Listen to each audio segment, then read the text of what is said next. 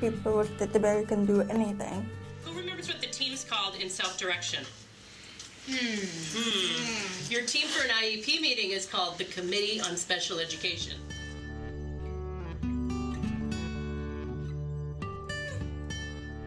Basically teaches people about what we want to do in our futures. It started slow and kind of grew, and it started with the need of just wanting students to be able to be a part. So a friend of mine, Christy Drinkwater, and I both decided that it was important that students have more of a say. I wanted to get involved in student-directed CSE meetings because I've been to so many CSE meetings that were almost contentious. There were students that had heads on the tables that weren't involved in the conversation going around them. People were speaking over them and for them, and I felt like it was a lot of us versus them, either from the parent perspective or from the teacher perspective. We didn't start with student-led. We just started with students being a part of. And that grew. And then we started looking online, and we found that some other teachers in the United States were doing this, and we started to share materials with them and kind of came up with our own little mini curriculum of prep materials for the IEP meeting. The preparation begins in September when you get to know your students, and that's really the bottom line. You have to know them, who they are, what their likes are, what their dislikes are, what drives them, what motivates them. Our curriculum now kind of focuses on breaking the IEP into 3 parts, which actually helped me as a teacher when I'm trying to explain it with families, when I'm trying to just explain the IEP. There's really 3 parts. The 3 parts of an IEP are the present, call them present levels of performance. But when I talk with my students, I kind of talk about like, what happened this year? What did you do? What modifications did you use? Did you like those modifications? Did it work to have somebody read your test to you? Kind of all of that stuff that we always talk above them about. We're just asking them, how did this year go? So there's the now, this year, the present levels of performance. What I'm doing right now is working at the library and then starting work at the Y. You Cook. Yeah, you make cookies. I have a job working with seniors. This year I worked at HMV Clinton Center and Dollar Tree. One of the main things that stands out to me is self-awareness. Students typically don't think about themselves in systematic ways regarding strengths and weaknesses. Too often when adults lead the meetings, it's from a deficit-based orientation. Students don't really think that way.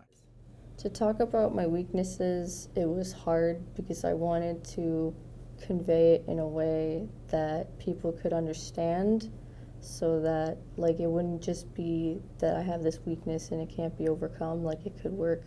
You know, not only did I say what I feel like I could improve on, but I did say the things that I was weak at. And I said, I'm not good at this, I need work in this area and this one. But I also said what I was good at. And then there's the future.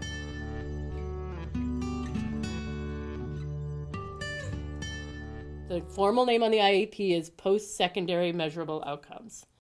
The most intense, I think, for a student to work on. It's so much fun to work with them on that because like they should be writing what they want to do after high school.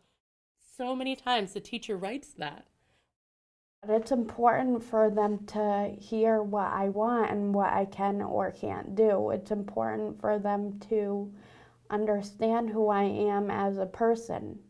When a student directs their own CSE meeting, they come in prepared with some slides that talk about where they're at currently, where they're going to go in the future, and then it does take some time for them to prepare these CSE slides. So the students write what they're going to do after high school. The slides I made about about my goals, my future, and my my abilities. I had what I was going to do after high school, after college, and that would be being a police officer, going to the academy. In my presentation, I talked about how I want to become a landscape photographer. I plan on going to college. If you can then write the future, if the student tells you what you want in the future, what he or she wants in the future, then the next part's easy. But the next part's typically the hardest part. It's the last part of the IEP, which is next year. What are your goals for next year?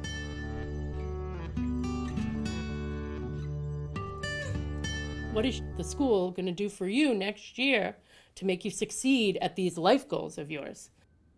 What is the next slide? Yes. Goals. Goals for when? Next year. Next year. All right, so if you look up at my IEP, I've got some goals for next year. And it goes towards my future goal. So your goals should go to your future. So if you tell me that you would like to work with children in your future, then maybe next year you should take some child first aid classes. If you break it down into 3 parts, it doesn't become this 20-page document that's so daunting for everyone at the table. So that's what we did, was we broke it into 3 parts. We taught it to students. We spent a lot of time teaching it, and then we let them roll with it.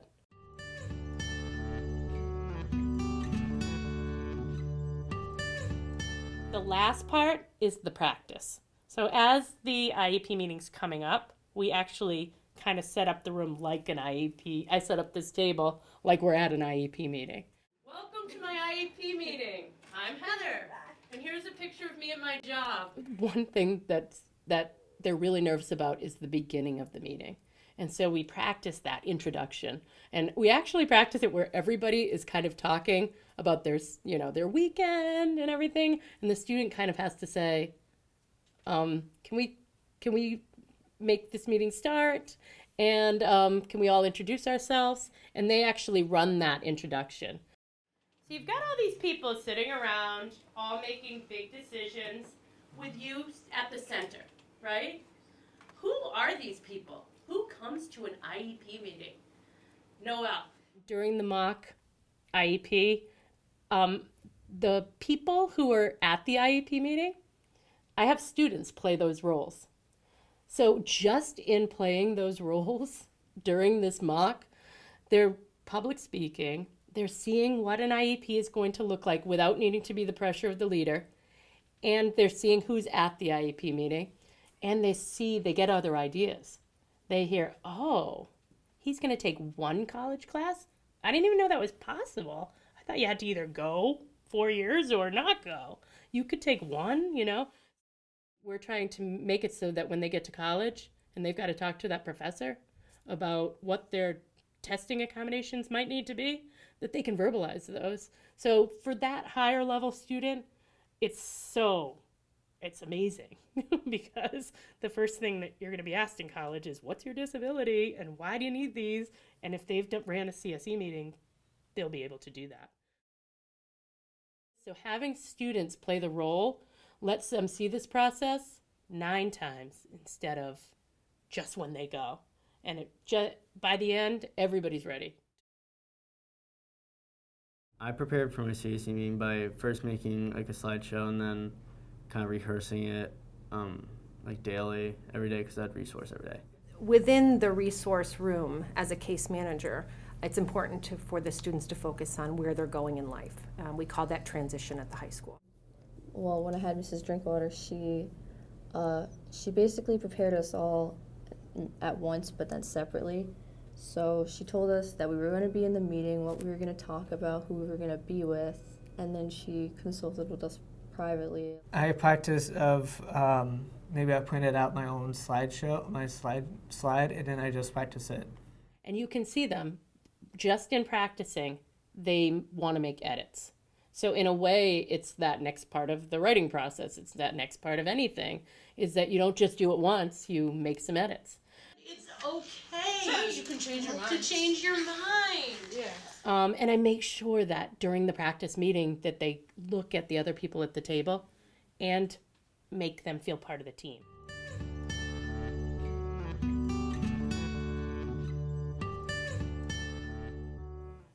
At the meeting, show them that you're capable.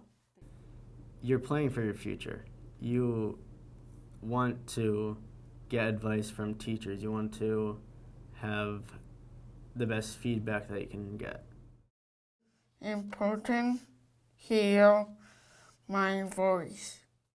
The important thing in a CSE meeting is to show your strength. Being in charge and taking charge and having people come in and watch you and help you, because we're a circle of people. So your job coach comes, your teacher comes, your parent comes. People are nice and helpful. It was more relaxed than I thought it would be. It was more of just me talking and everyone else just listening. It flows so much simpler when the student has more of a say. The meetings themselves tend to be much less contentious, more positive. Everything's focused on the student. It's more about the accomplishment that they've made in leading their meeting. It's about their voice in the meeting. It's about what they want. It tends to minimize much of the contentiousness that might have been in the meeting in the first place. When the student leads the meeting, the people at that meeting are part of a team, and then they leave that meeting also as part of a team.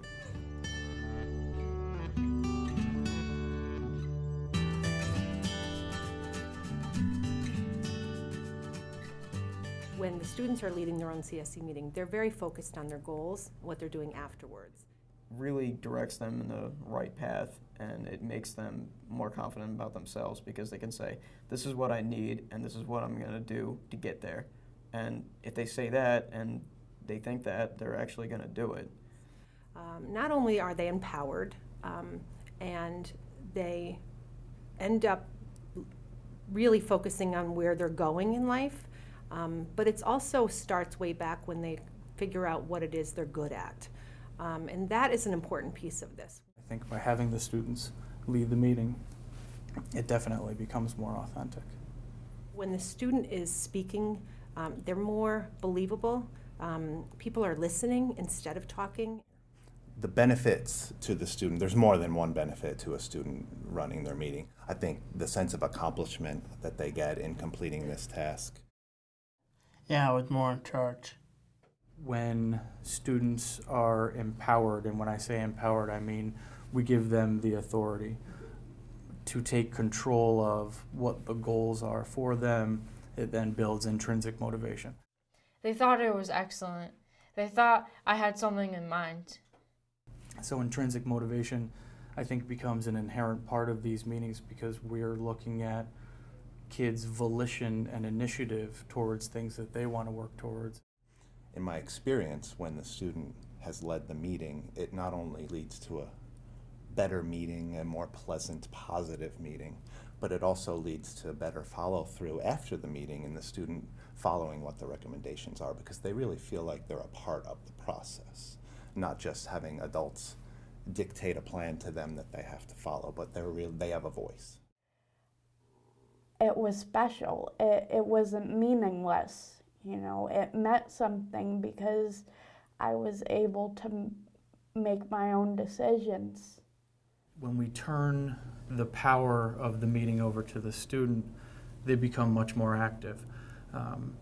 When they feel that they have the authority to decide what their own goals are, what they're working towards, it gives them the motivation to speak out, to self-advocate. So between the self-awareness and the empowerment, you then have a student really acting in their own best interest, and it's something that's really neat to see. Make you confident. So I was a little bit nervous for my first one, but I got used to it a little bit. And then my second year of doing it, I was not nervous. I will not be nervous going to the meeting this year because since I did it last year and it went very well. It helps them to grow and mature as a young person, to learn presentation skills. Certainly it's an extension of what we ask them to do in school with assignments. If they have to write papers or they have to do presentations. This is just another task that they have to do, which helps them refine those skills. But more than that, it's their voice in their IEP. It's their voice in the process. The actual product of them being at this meeting, which has typically been run by their parents and the teacher, sometimes adversarial, is so powerful for that student to feel like they have a say as they start to move into their older years, that they've got some control, some say, that they're not all empowering, but they've got some power in what happens next. And giving them a structure for that, so they're just not saying willy-nilly, I want to be a, but they've actually had to think about how you'll get there. They've actually had to think about how the school can help with that, so that they see it all as a big picture. I think it's priceless. The best thing about making my own IEP and writing it was the fact that I was being heard. I could have my own voice and I could share my own opinions with everybody. And they're a voice in their life now. They aren't just having adults tell them what they're going to do. It's them saying, here's what I want to do. And how can that ever be a bad thing? It's wonderful to see young people buy in and to really invest in their future and be motivated and directed toward a goal and feel like they're a part of the process. I would think that any special education student, if they can feel that, is going to be successful.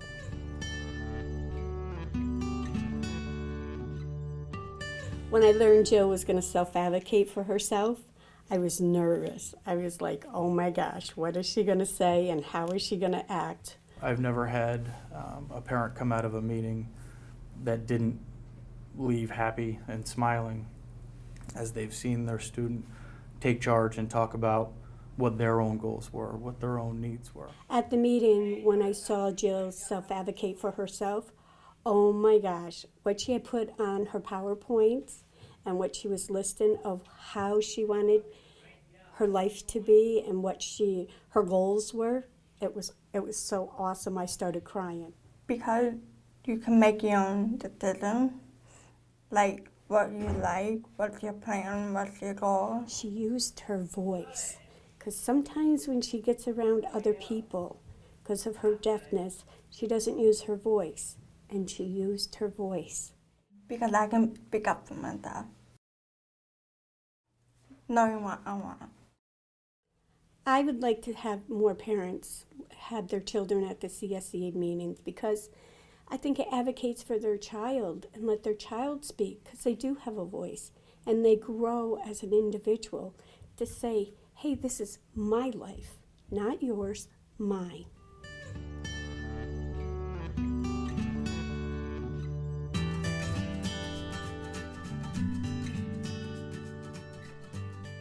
I don't dread IEP day anymore. I'm baking cookies, I'm sitting back, I'm listening, and I don't have to say much. I just have to make sure that my 20-page document matches what that student and family wants. And I have to let go of the power that I used to have of thinking that I had to write it, it had to be all my ideas, and that's not a team approach. So letting go of that power that came from writing the IEP, and let the team write the IEP with the student leading, and let the IEP flow. And it's okay if the IEP is not done that day. It's okay to have it be an open document. And for a teacher just coming in, that's stressful. We were taught in college to hammer out the IEP, make sure all the goals were standard-based and all of the rules. And you still have to follow those, but they can be done after the IEP meeting comes to a close. And then everybody can look at it, make sure they like it.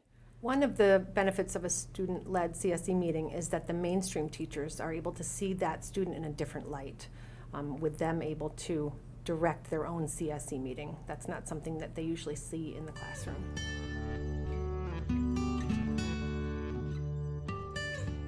Working with administration was very easy at our school, mostly because it's a win-win once an administrator sees it. So getting an administrator to buy into seeing one student-led meeting works wonders because they automatically see how much a student-led meeting, if it's a true process and not a show, can alleviate all of that stress that often comes on the administrator. The administrator's the one who's being told that they need to hire 100% aide and they need to buy a, huge computer program. If it comes from the student's going to be honest about how much of that computer program they use, how much of an aid is necessary, and you're getting a more honest answer. And so I think for administration to buy in, they have to see it. To administrators who were reluctant to have students lead CSE meetings, I would say that we can still meet the requirements of whether it be the annual review or a program review or whatever the purpose of the meeting is, while still allowing the student to run the meeting. I think that we as adults sometimes have a fear of loss of control, especially in a meeting like that, and typically the meetings run one after another, so there's a time constraint. But I think with the student involved, the parents are oftentimes more involved. The meeting itself becomes more collaborative. It becomes more of a team-based approach, and in many ways, the meeting moves more quickly.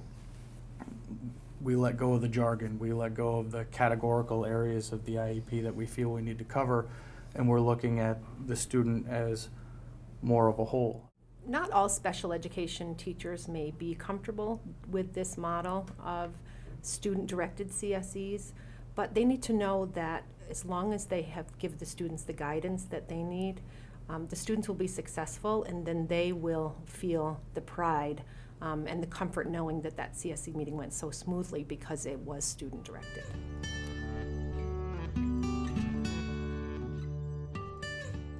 There are many ways that students can be empowered to participate in their CSE meetings. They don't have to present the entire meeting. They can just show up with one slide or one piece of information that they have thought about and scripted to talk about either their goals or what they need from that district the following year. I've started to do it with everyone. Anyone who comes through my program, and I teach students of varying abilities. I have a really memorable IEP meeting of a student who is nonverbal. And I wasn't sure we could pull it off, He really wanted to lead his own meeting. He was he has some words. He has a vocabulary maybe of 30 to 40 words. And he kept saying, me too, me too. So we tried it, and we did all pictorial. So we did all 3 parts of his IEP were pictures. When he talked about his now, this year's present levels, he talked about the job he had, and he had a picture of it. All right, well, let's talk about and tell everybody at the meeting what's going on with you this year. All right, so tell me, what's going on with you this year? You are working that's all Army, nice. Oh, to watch him do that with these pictures, and then to put what his future, because I wasn't sure he could pull off what he thought about for his future, but he did. He had some things that he made sure that he wanted in his recreation and in his living. He really had some ideas. I don't think anybody would have asked him if we hadn't done this. Just think of it like it's about you, what you want. Just think about it like that. My advice is not get scared or nervous. We try to make it fun. The IEP meetings can be fun. Yep. Just relax a little. Don't stress over it. Take a deep breath. And say, I know I can do this. Just be confident, know what you want. And practice, because that helps. This is your chance to say what you want to do. Advocate for my